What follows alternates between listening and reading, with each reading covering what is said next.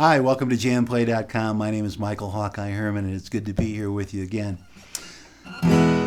Today's lesson is going to be about everything being movable on the guitar. And this isn't going to take very long because I could repeat myself over and over again and show you hundreds and hundreds of licks, etc., that all amount to the same thing, and that's this.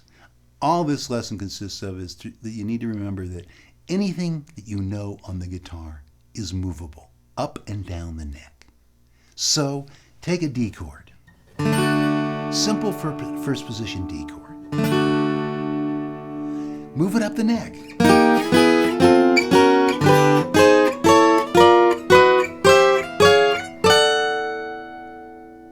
If you know an F chord, simple F chord, of course.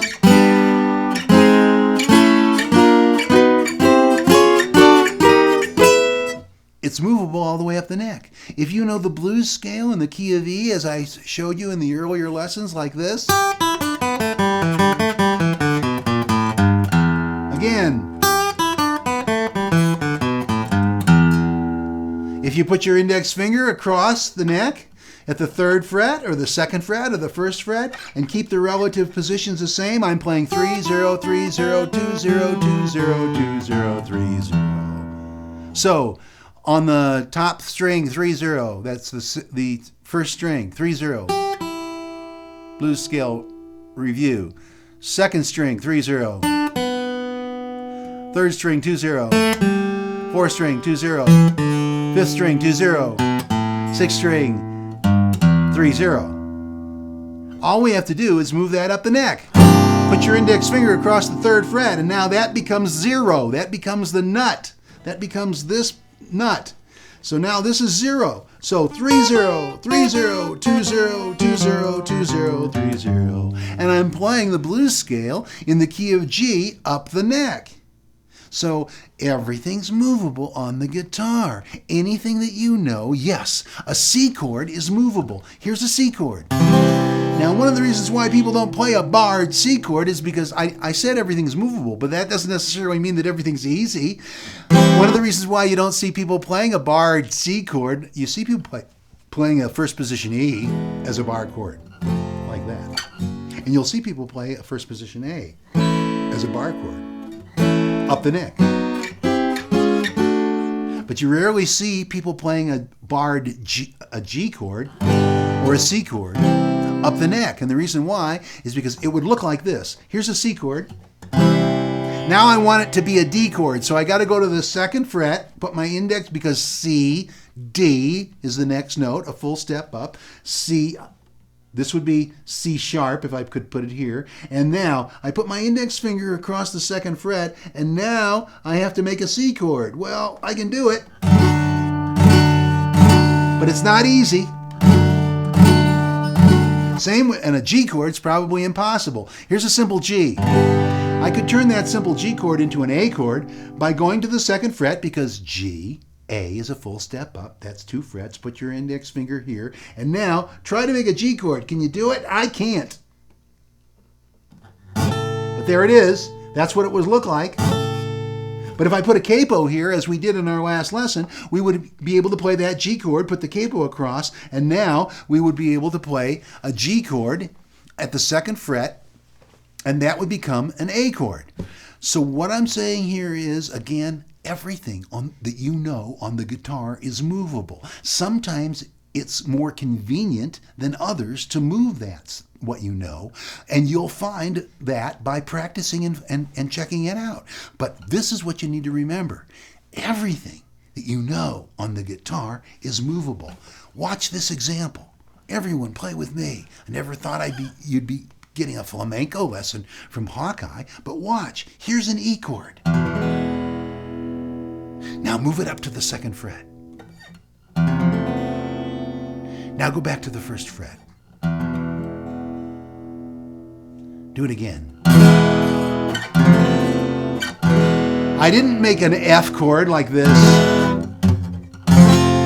That's not what I did. I moved my E chord up to the 2nd and 3rd fret. Do you think I could move it up to the 4th and 5th fret?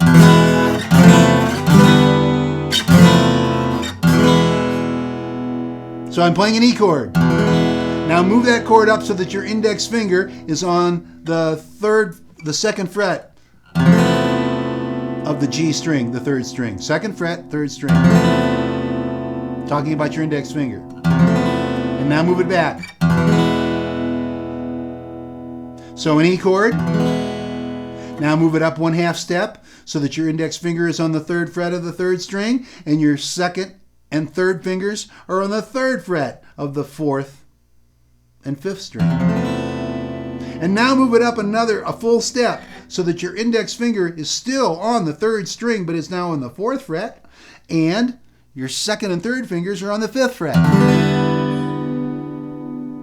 Now go back down.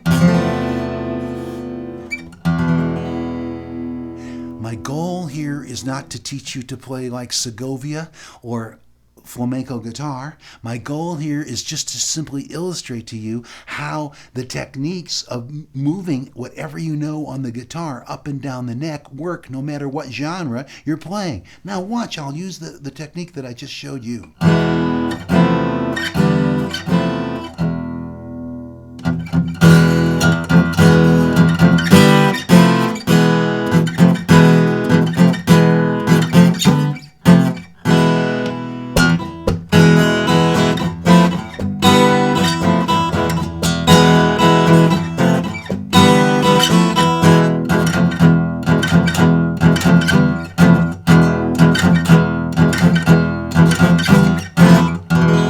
I'm a blues guy.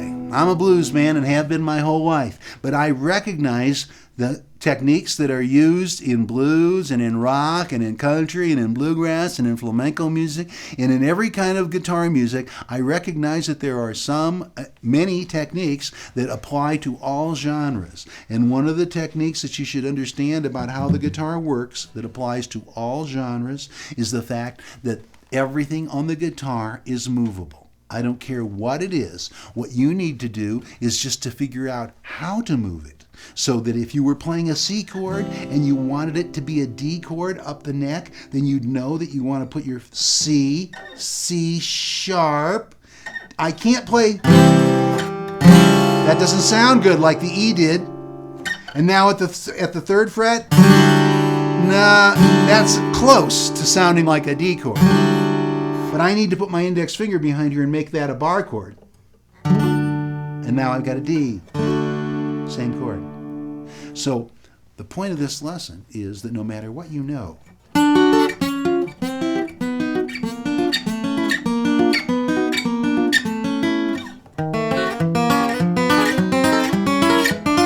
or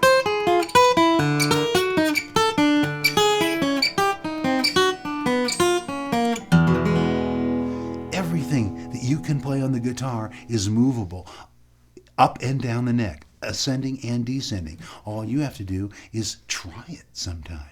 The cool thing about playing the guitar, I think, is that you can do it in the privacy of your own room or in the garage or whatever, and whatever mistakes you make, they're yours. That's how you learn. I've never learned. You don't have to publicly make these mistakes. What you need to do is privately sit with your guitar and try these things so that you can see what works and what doesn't work. That's what guitar players do. That's what golfers do. That's what just about anybody who wants to learn something well does. And the classic concept that I want to share with you is this. I've been playing the guitar for 50 years and I've never learned anything by doing it right the first time. All the learning that I've achieved on the instrument has happened as a result of my making a mistake or making mistakes. Another way I put it is stepping in cow pies as I try to cross the field. I'm trying to cross this field of music, and I stepped in a cow pie on the way. I played a bad note. And boy, the first thing I think to myself, I go, oh man, I really stepped in it that time. I'm never going to go there when I'm on that route. The next time I cross this field in this song, next time I play this song, I will never go to that spot again because it didn't sound right. It was wrong. So all I'm saying to you is, because I get so many comments about people expecting instant gratification on the guitar. No, you learn typing by making mistakes. Okay? And eventually they cover up the keys in typing or on a computer class so that you have to memorize where all the notes or all the letters of the alphabet are. You make mistakes. You look over your work and you see that, oops, it's the top left keys on a typewriter or a computer keyboard are Q, W, E, R, T, Y, QWERTY, going towards the center. And if you hit the Y by mistake instead of the T, it's going to be printed right there on the page or on your computer screen, and you're going to see it and you're going to go, whoops, I have to adjust my fingers on the keyboard because I'm not hitting the right keys.